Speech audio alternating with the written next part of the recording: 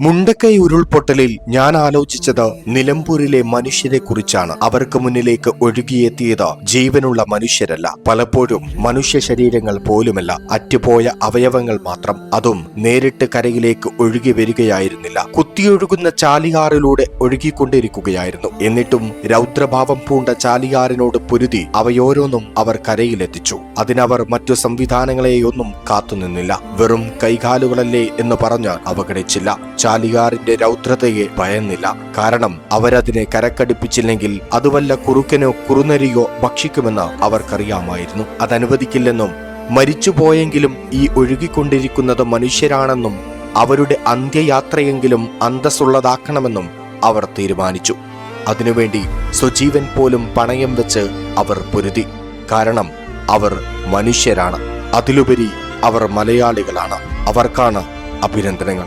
അവരും ആദരിക്കപ്പെടേണ്ടവരാണ്.